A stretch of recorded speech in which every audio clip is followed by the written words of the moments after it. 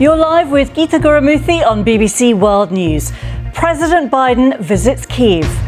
His message to President Zelensky: the US remains unwavering in its commitment to Ukraine.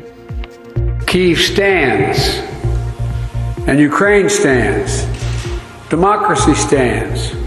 The Americans stand with you, and the world stands with you. And I'm Lisa Doucette in Kyiv, where the Ukrainian leader thanks President Biden, thanks the United States for their critical support when Ukraine needed it the most. Meanwhile, the US strengthens its message to China. Secretary of State Antony Blinken warns Beijing against offering any military support to Russia's invading forces. China understands what's at risk were it to proceed with providing material support of that kind to Russia. In the next half an hour, we'll be live in Kyiv, bringing you all the very latest developments from President Biden's historic visit to Ukraine.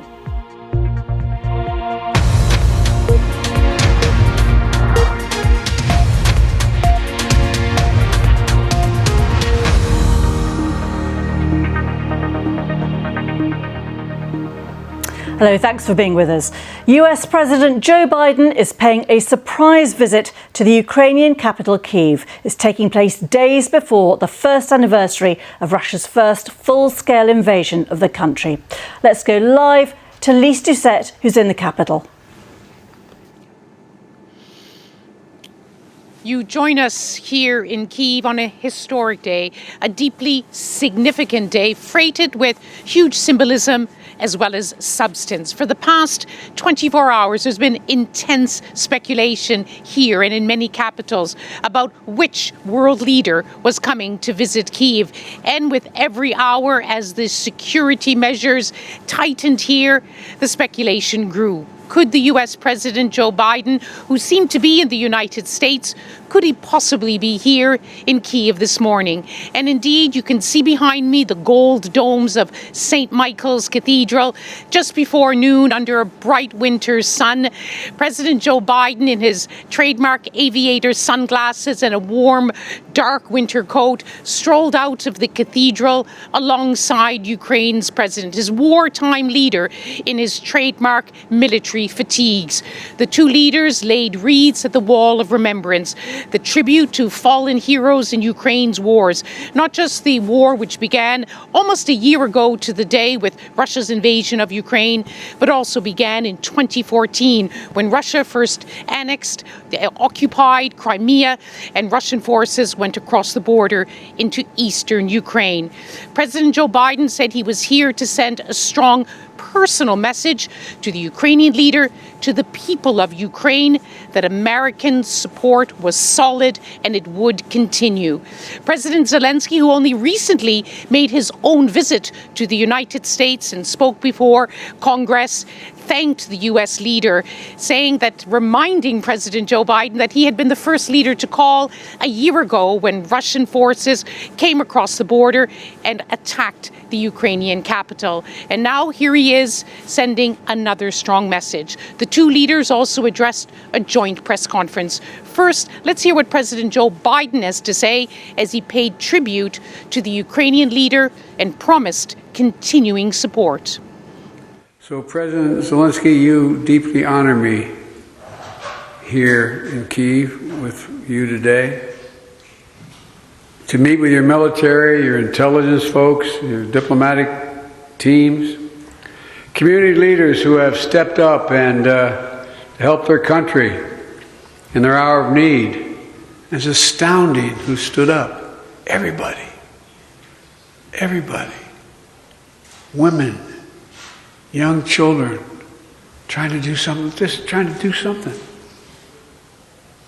Pulling people out of apartments and being shelled and literally, I think, is war crimes. It's astounding. And the whole world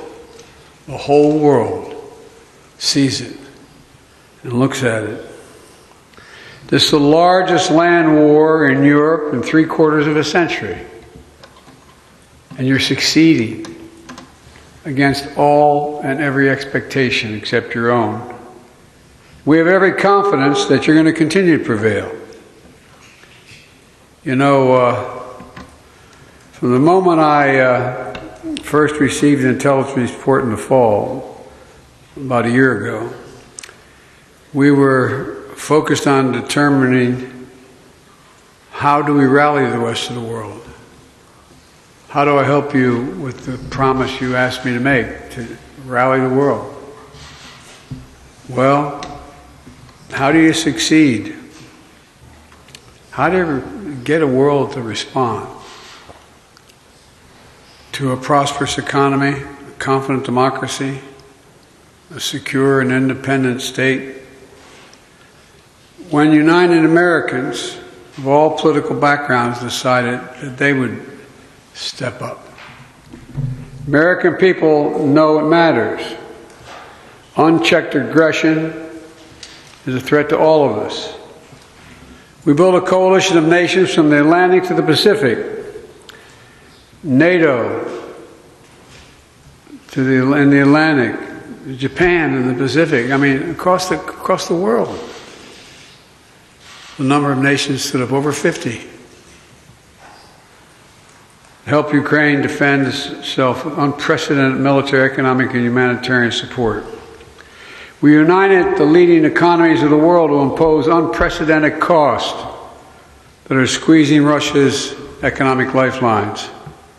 Together, we've committed nearly 700 tanks and thousands of armored vehicles, 1,000 artillery systems, more than 2 million rounds of artillery ammunition, more than 50 advanced launch rocket systems, anti-ship and air defense systems, all defend Ukraine, and that doesn't count the other $500 million we're announcing with you today and tomorrow. That's going to be coming your way, and that's just the United States in this piece. And just today, that announcement includes artillery ammunition for HIMARS and howitzers, more javelins, anti-armor systems, air surveillance radars to help protect Ukrainian people from aerial bombardments. Later this week, we will announce additional sanctions against elites and companies that are trying to evade sanctions and backfill Russia's war machine. And thanks to bipartisan support in Congress, this week we are delivering billions in direct budgetary support. Billions in direct budgetary support, which the government can put to use immediately and help provide for basic services of citizens. The cost that Ukraine has had to bear has been extraordinarily high, and the sacrifices have been far too great. They've been met, but they've been far too great. We mourn alongside the families of those who've been lost to the brutal and unjust war. We know that there'll be very difficult days and weeks and years ahead. But Russia's aim was to wipe Ukraine off the map. Putin's war of conquest is failing. Russia's military has lost half its territory it once occupied. Young, talented Russians are fleeing by the tens of thousands, not wanting to come back to Russia. President Joe Biden listing the critical military support that the United States is adding to, on top of what the United States has already provided ever since President Joe Biden came to power, more than $30 billion in security assistance, and of course, priceless moral and political support. And that is on show here today. President Zelensky was fulsome in his praise for the support of the United States of America and its allies. Перемоги. Я хочу підкреслити, ця неспровокована і злочинна російська війна. Russia's war against Ukraine and against the whole world and democratic world has to end with liberating the whole of Ukraine's territory from Russia's occupation and the solid guarantees of the long-term security for our country as well as the Europe and the whole world.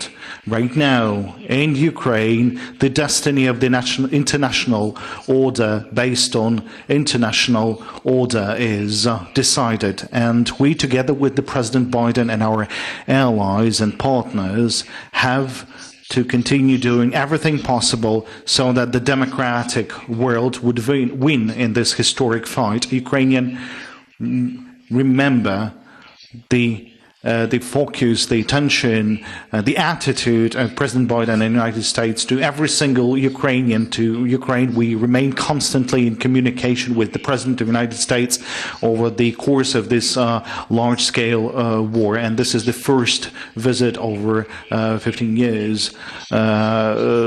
And this is really the most important visit or the whole history of Ukraine-US relationship. This is the visit in this most difficult period for Ukraine, when Ukraine is fighting for her own liberty, for the liberties of the world. And this underlines the results that we have already achieved and what sort of historic achievements we might gain all together with the whole world, with the United States, with Europe. And today our negotiations were very fruitful. They were very important and crucial, and as has become traditional in relationship between our countries, I would like to extend words of gratitude personally to Mr. President Biden and to his team, to the Congress, to all the US people, and I thank you for this level of Ukraine-US cooperation. And this week will be marking 1 year of our fight against Russia's aggression. So it's very symbolic that we solidify our resilience through 2 meetings with the President of Ukraine, my visit in December and the visit of the Mr. President of the United States to Kiev today. The results of this visit will surely be seen and will surely have a reflection on the battlefield and in liberating our territories. The decision of the United States on Abrams tanks for Ukraine has already presented a foundation for establishing a tank coalition, and it's of historic importance in many other aspects, more specifically in air defense, in Patriots, for the defense of our cities. Now, this is a very fundamental and crucial reinforcement of our capacities. We've also talked about long-range weapons and the weapons that may still be supplied to Ukraine, even though it wasn't supplied before. I know, Mr. President, that there will be a very significant package of security support to Ukraine, and currently it will serve as a clear signal that Russia's attempts of revanche will have no chance, and that we will together defend our cities and citizens from Russia's terror, will have more impetus towards our victory. And today we have yet again underlined that we have our common vision with regards to the perspectives of this war. We have coordinated the follow-on pressure on the terrorist state. We are working hard on the reinforcement of sanctions, both bilaterally and in the form of G7, which is very important. 2 presidents standing shoulder to shoulder. President Biden has now left the Ukrainian capital, Kyiv, but a visit lasting only a few hours was strong on symbolism, strong on military support. President Biden says Kyiv stands, Ukraine stands, democracy stands. And President Zelensky made it clear that wouldn't have happened without the support of the United States and so many other allies.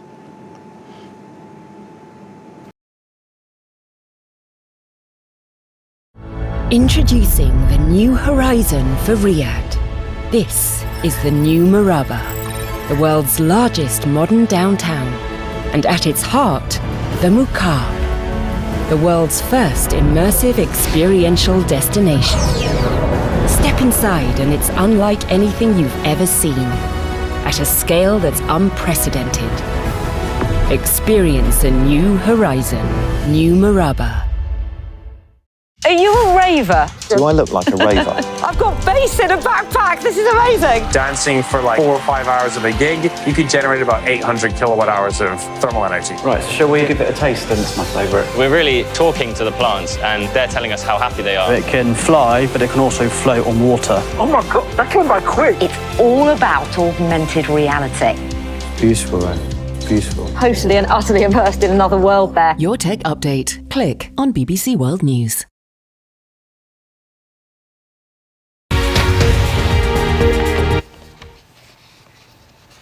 Hello, you're live with Geeta Guru-Murthy on BBC News. Let's bring you more on our top story today. President Biden has paid a surprise visit to the Ukrainian capital, Kyiv, just days before the first anniversary of Russia's first full-scale invasion of that country. Here are pictures of Joe Biden meeting with Ukraine's president, Mr. Zelensky.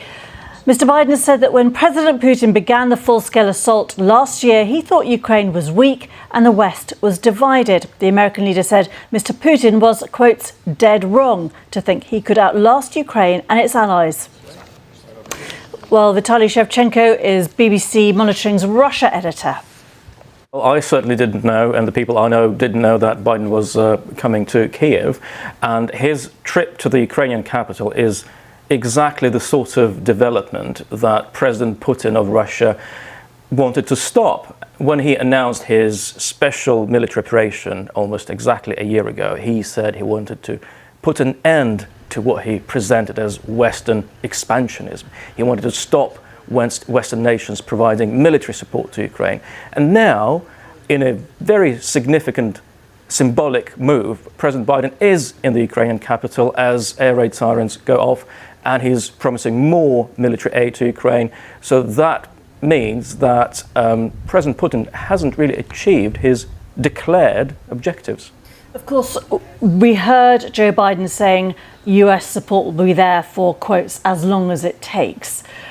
But given the sort of incremental increase in support from the US and the West, we are still some way off potentially, and the casualties continue to build every day. Soldiers die, we see civilians lose their lives.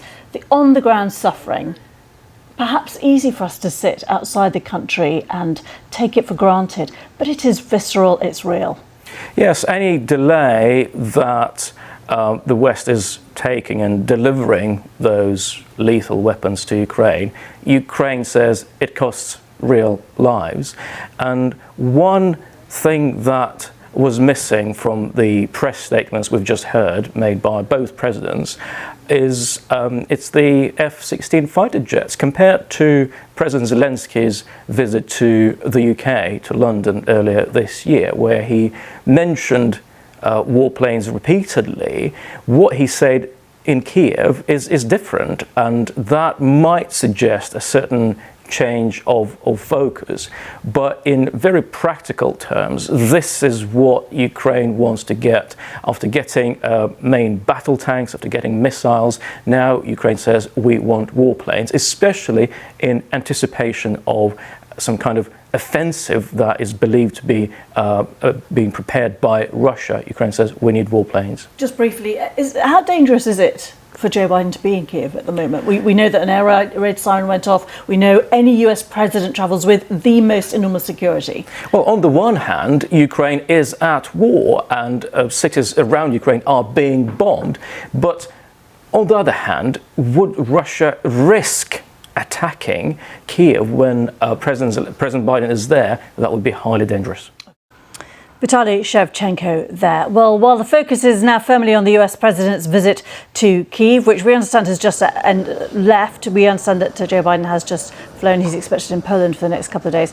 We're also seeing Antony Blinken seen here in Turkey, and the US Secretary of State has been speaking during that visit, saying China understands what's at risk were it to provide what he called lethal assistance to Russia's war effort in Ukraine. Antony Blinken said providing weapons would cause, quotes, a real problem for China in its relations with many other countries. Here is what he said a little earlier.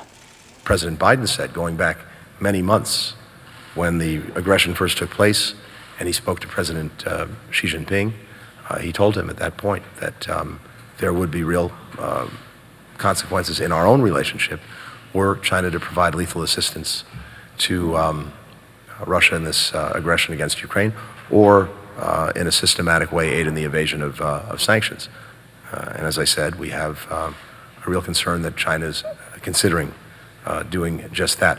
I'm not going to lay out what the consequences would be. I shared these concerns directly with the senior Chinese foreign policy official Wang Yi when I saw him at the Munich Security Conference just the other day. But I think China understands what's at risk were it to proceed with providing material support of that kind to Russia.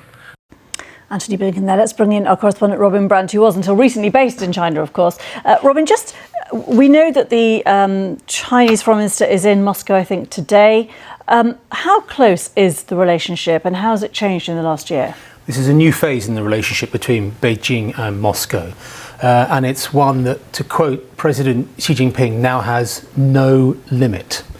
And the concern that Anthony Blinken is addressing there in those comments is that the diplomatic support, the new phase of this relationship, not only may include more favourable trade ties, lending some kind of tacit diplomatic support to Vladimir Putin, but also possibly the support of hardware, missiles, ammunition, maybe to match something similar to what the US, UK, France and Germany are giving to Ukraine as it seeks to defend itself. Now that is of huge concern to the US and other NATO allies in particular, because they believe that not only would that mark a very significant diplomatic departure for Beijing, an escalation in its relationship with Moscow, but would also prolong the war because it would assist Russia in its military efforts going forward. It's very important to remember that this invasion, almost a year ago to the day, went ahead just weeks after Vladimir Putin had met Xi Jinping in Beijing. There are some who believe that China gave a sense of approval, gave a sense of a go-ahead. And there are also those who believe that China could have a very significant role in possibly bringing this conflict to an end, some kind of peace. It's seeking to project itself as some kind of peace broker. You will hear talk about that when you hear and see Wang Yi in Moscow today meeting his Russian counterpart Sergei Lavrov. That's how it's been sort of portrayed, hasn't it, as a peace visit. Is that at all possible? Because both sides can talk very tough, but all sides know that there is huge economic damage, political damage from this continuing. Yeah, I was just going to say there are some who believe that simply that kind of talk from the Chinese side is window dressing. It's been almost a year in which China has refused to condemn, has refused to publicly criticize the actions of Russia. It's not the only United Nations country to do that. There are dozens more, but nonetheless it is the most prominent and the most influential. And on the one hand, you have a very destabilizing war in Europe that China sees as not being in its interests. And that will be the truest test at the heart of this. When does this war, frankly, go significantly against the interests of China for it to maybe force its hand and change its tack? But also what it won't like is the continued cohesion and the consolidation within NATO, led by Joe Biden and with others from the capitals of Paris and Berlin and beyond. That is not something that China wanted to see, a newly rejuvenated, newly strengthened NATO. So there are lots of different issues at play here for China, but the fact is, almost a year on, Wang Yi goes to Moscow to meet his counterpart, with China still, in public at least, offering tacit support for Russia and for what Russia is doing. If China said, or was saying privately, actually we think this now needs to resolve somehow, could they force Putin's hand? I mean, what difference would that make to Moscow? Well, I think that the test of that is what's happened so far. And look, I'm not on the ground in Ukraine, I'm not on the ground in Russia. From what we see, though, in terms of the increasing military efforts, the talk of a spring offensive, the possibility of a counter-offensive, there is no sign that Vladimir Putin and Russia's forces have any intention to essentially back off. In fact, it appears to be the exact opposite. And from China's point of view, the other side of this as well is that it does want to see a new phase in its relationship with Moscow as a buttress to NATO, to what NATO and this rejuvenated NATO has become. So it's pursuing several interests, all of them intertwined, but nonetheless, I think overall the destabilizing effects of this war in terms of European politics, in terms of what it's doing for NATO and rejuvenating that alliance, presents huge kind of strategic challenges for China going forward. Just briefly, Robin, we've got about a minute on the programme left. The top foreign policy official, Wang Yi, what do we know about him? About his style? Is he pragmatic? He's newly promoted.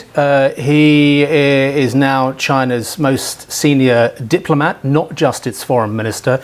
He has stepped up in the Congress kind of reshuffle that we saw at the end of last year in terms of being among China's most senior and most influential Communist Party figures. So he goes to Moscow newly emboldened. With a lot of power. Okay, this could be a very interesting one to watch. Of course, Robin Brantford, thanks very much indeed.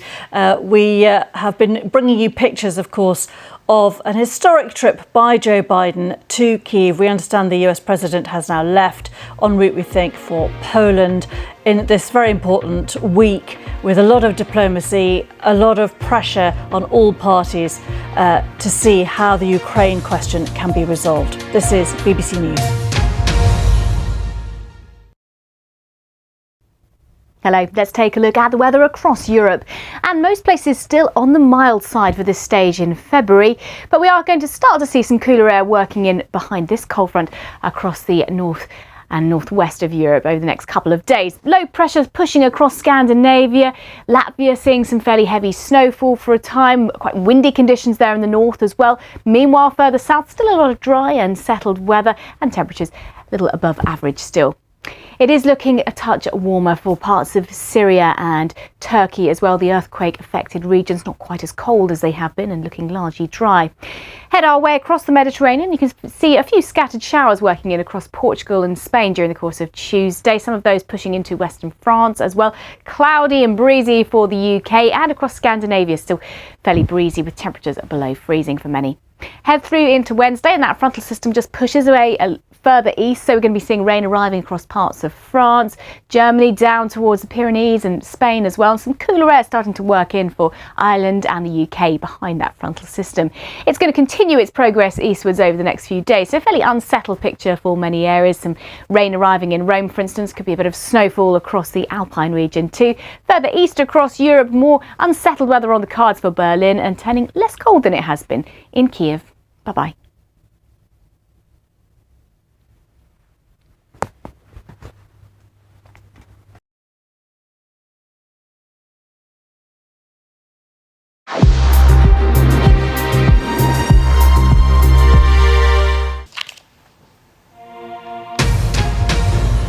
You're live with Geeta Guru-Murthy on BBC World News.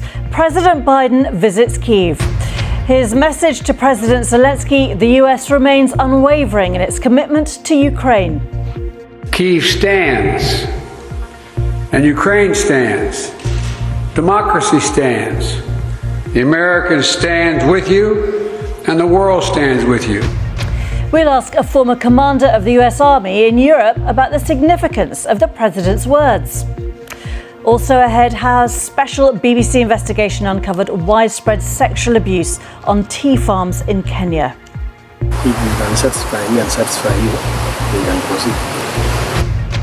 Also ahead, as Turkey winds down its efforts to find any more survivors, our correspondent sees for herself the devastation caused by the massive earthquakes. There is no one around, it's like a ghost town, and eventually it will be razed to the ground. And tensions rise on the Korean peninsula as Pyongyang claims to have test-fired missiles capable of carrying nuclear weapons. In the next half an hour, we'll hear from our correspondents in Seoul, Kyiv and Nairobi.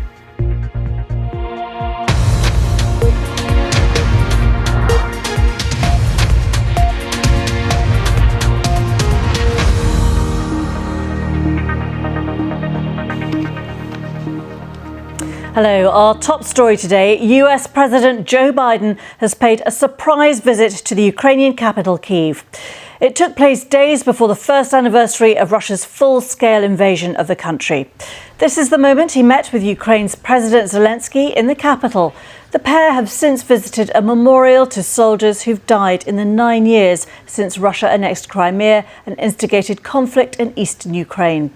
President Biden has said Vladimir Putin's war in Ukraine is failing and that Mr. Putin had been plain wrong to think Russia could outlast Ukraine and its allies.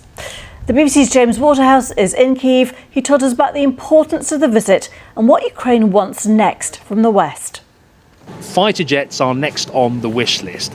And even with the diplomatic success Kyiv has enjoyed so far, with missile supplies, armoured vehicles, training and everything else that's been added, there is a time lag between promises and delivery on the battlefield. And while this is a moment for Kyiv and Ukraine, it is Ukrainian forces that are continuing to concede territory. And the effort needed to sustain this defence along a vast front line it's expensive in just about every sense. Both sides are suffering hundreds of casualties per day. Ukraine is using more ammunition than the West can, quicker than the West can make it. So there is a separation. There often is really between the politics and the fighting. And I think you only have to travel a few hundred miles east to realise just what is at stake here. Ukraine continues to be under threat. It's still fighting for its very existence. So you can be sure that President Biden would have been warmly welcomed behind the closed doors, and you can be sure that future support will be discussed today. James Waterhouse, we will be bringing you more on that. But first, let's bring you some more news now.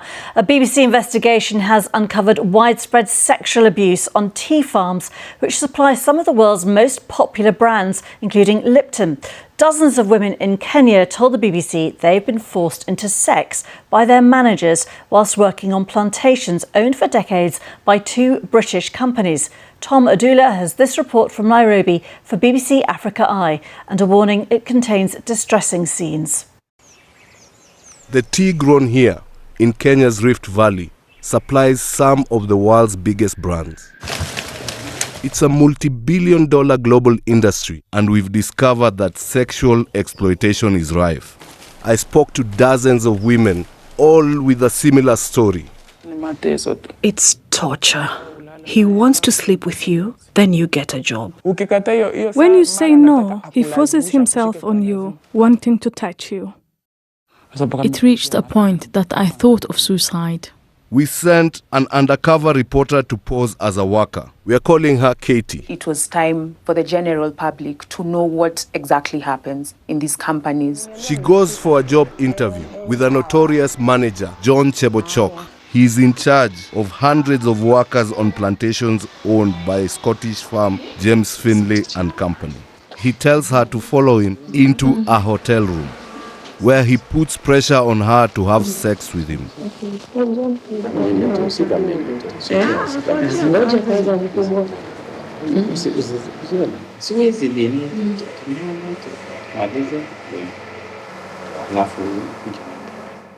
Members of the production team were stationed nearby and made a phone call to help her get out. I was so scared and so shocked. It must be really difficult for the women.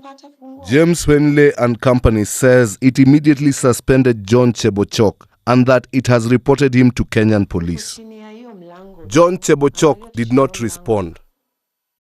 The company has also launched its own investigation into whether its Kenyan operation has an endemic problem with sexual violence. The company supplies Starbucks and supermarket Sainsbury's and Tesco.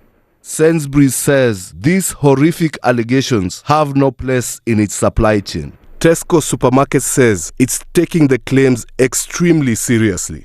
Starbucks did not provide a response. We also sent Katie undercover on plantations owned for years by multinational firm Unilever, where PG tips and Lipton teas are produced. She was pressured for sex by the divisional manager and her direct supervisor. If you can satisfy me and satisfy you, Unilever has known about this issue for more than a decade. In 2011, a report found sexual exploitation was prevalent on Unilever's plantations. The company introduced a zero-tolerance policy and other measures, but little appears to have changed. Unilever says it's deeply shocked and saddened by our allegations. While we were secretly filming, Unilever sold its tea operation in Kenya. The new owner, Lipton Teas and Infusions, says it has suspended the managers named in our investigation and has launched an independent inquiry. Tom Odula, BBC News. More on that story online, of course. North Korea has fired 2 short-range missiles into the Sea of Japan, which it says can carry nuclear weapons.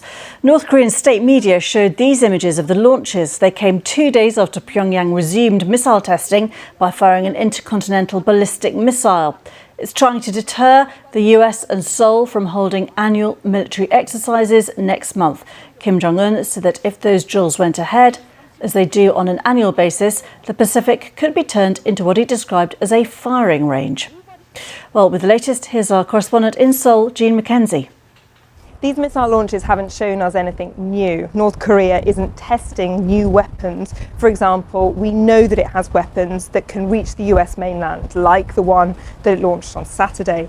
What it is doing instead, it says, is holding military drills. So it's practicing how to deploy its weapons.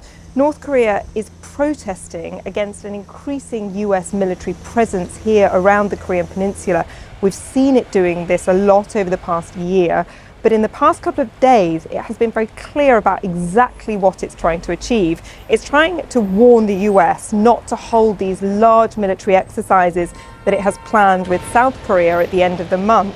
Now, of course, it's not going to work. These exercises are almost certainly going to go ahead. The US and South Korea say they are holding the exercises precisely because they think the threat from North Korea is increasing. So to some extent, this is a bit of saber rattling going on. The real risk comes when you look at how the two sides are responding to each other. So we saw on Saturday the North Korean missile launch. Then on Sunday, the US responded by sending up their bombers. And today we've had this retaliation from the North. So both sides are feeling the need to respond to each other to show their strength. And it's difficult to see where all of this ends, particularly given that we have these military exercises coming up in the spring. I think we're going to see an awful lot more of this. Now, with more missiles flying around, of course, this raises the chance of something going wrong, of a mistake or a miscalculation. And then this saber rattling turns into something more serious, potentially an actual confrontation between the two sides. And if you put this into the broader context, the picture doesn't look particularly good because diplomacy between the United States and North Korea has been stalled now for many years. North Korea is refusing to talk and it's refusing to give up its nuclear weapons. In the background, it's working to refine and improve those weapons and increase its stockpile, so it's becoming more dangerous. Yes, this morning we have seen the usual condemnation from the likes of the UN, the US government, against these missile launches. But we have a situation now where the international community doesn't seem to know how to solve this problem. Jean Mackenzie there. Returning to our top story now, the US president has been in Ukraine visiting the capital, Kyiv. President Biden held a news conference alongside his Ukrainian counterpart a short time ago. Well, let us go live to Kyiv, and I'm joined now by Kiro Rudik, leader of the Ukrainian opposition party Golos. Thank you very much indeed for your time. First of all, your reaction to the fact that the US president has made this visit today. Hello, thank you so much for having me. Well, it was indeed a bold move, exciting and thrilling for all the Ukrainians. The main fuel that we are running on is hope. And today we've got a lot of hope. It is critical that the turning point in the war is happening not when we receive more weapons or more promises, but when the Western allies start playing the first hand in it. Putin is giving his major speech tomorrow, and President Biden was one day and one step ahead of him. It is also symbolic for all of us because exactly 9 years ago, Putin's invasion in Crimea started, and the war that we are counting as have started 9 years ago. The question, of course, for many is, how does this end? And as we approach this 1-year anniversary, we see a very senior official, China's most senior foreign policy person, going to Moscow. Could this be a moment where diplomacy can take over? Are Ukrainians in the mood for compromise? The question still remains the same. Who or what would be the assurance for us that Putin would not ever attack us again?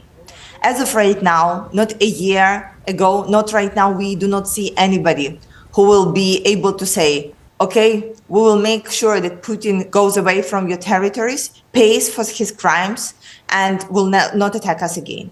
And what we are obliged to our next generation is to make sure that our children would not have to fight the same war that we are fighting right now. And this is why we'll keep fighting until the solution is clear. As of right now, we do not see any diplomatic solution. Are you disappointed that there hasn't been an announcement from the US offering fighter jets? You know, what we learned during this year is that no, or even a no answer, is usually just the beginning of the discussion. We have heard no about the heavy weapons, then we have heard no about the Patriot missiles, then lots of no's about the tanks. And right now, when we just not yet getting the fighter jets, we know that we have to push harder and work harder from our side, and we will be doing that. Because it's a different necessity than the weapons that we need. Because we need weapons for our soldiers to fight at the front. But for all Ukrainians who are living their life in Ukraine, their fighter jets is a matter of just everyday security. Not have to die in your own bed just because Putin will send another batch of missiles as another terrorist attack. And this is what we are trying to explain to all our allies. And this is why I still hope that we will be able to get the fighter jets soon. And just finally, we're looking at the images today of President Biden with President Zelensky and his wife. How much do you think these images will mean? We've heard of $500 million as well of extra aid coming, but how much do these images mean to people living their lives still under extraordinarily difficult conditions in Ukraine? These pictures are showing something that is more important than political commitments. They are showing the emotional support. They are showing that that no matter how complicated from the security side this visit was, President decided to do it because he knew how much it would matter for all of us. And he decided to give us this hand. So this is why it is indeed a historical day and an incredibly symbolic visit for all of us, which will help us to grind and go through. And as President Biden said, that it will be hard months and probably years. Well, we have to be ready to that. And now we have more fuel to go on. Kira Rudik, leader of the Ukrainian opposition party, Golos, thank you very much indeed for your time today. Thank you. Thank you, and glory to Ukraine. Thank you. Do stay with us here on BBC World News. Still to come, we reveal how an investigation has let priceless gold antiquities looted from Cambodia's Angkor Wat temple to be returned home.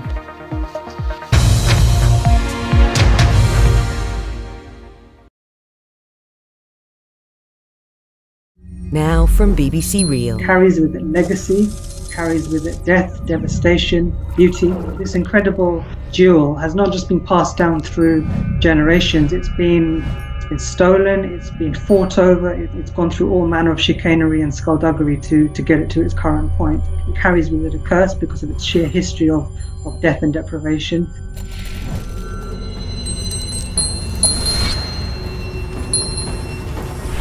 The Kohinoor, 105 carats, oval-shaped, and arguably the world's most famous diamond.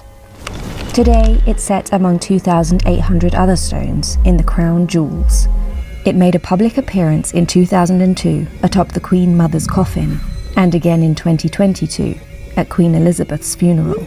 In the days following the Queen's death, the word Kohinoor began to trend on Twitter. Many Indians were calling for the diamond to be returned. Of course, as an individual, there was nothing but respect for the Queen because she always imparted herself with class and dignity, and that was undeniable. But it also marked a clear point in the Indian subconscious that this is the end of an era linked to India's darkest chapters. But the Kohinoor has been stolen and moved countless times over its long history. The question remains, where might it go next? Original global stories from the BBC.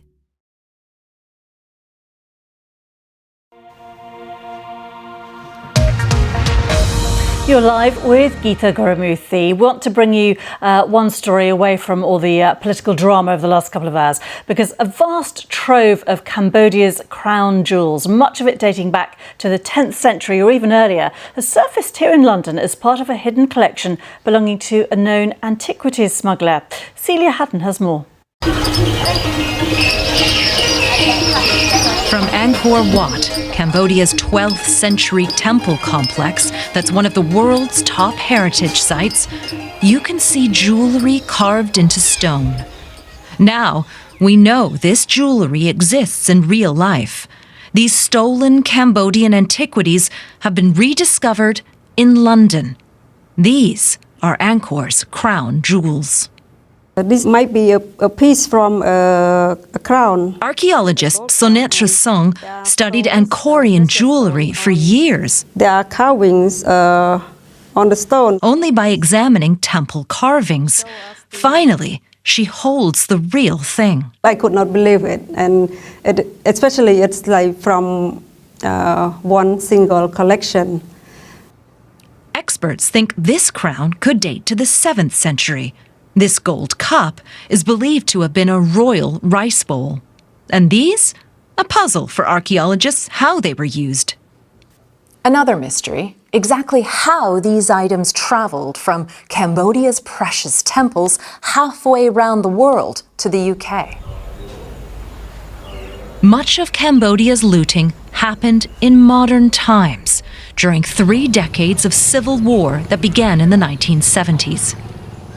We know that this man profited from that turmoil.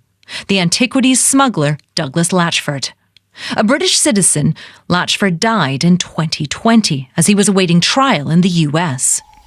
Latchford's family agreed to return his stolen collection, but the authorities didn't know what would be handed over. I'm just so excited. Brad Gordon, the head of Cambodia's investigations team, was the first to see the jewelry.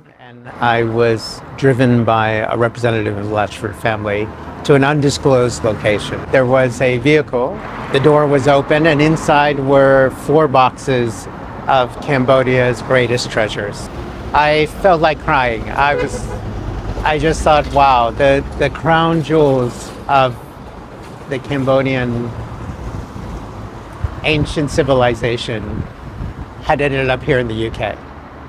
And it was all packed up in 4 boxes in the back of a car.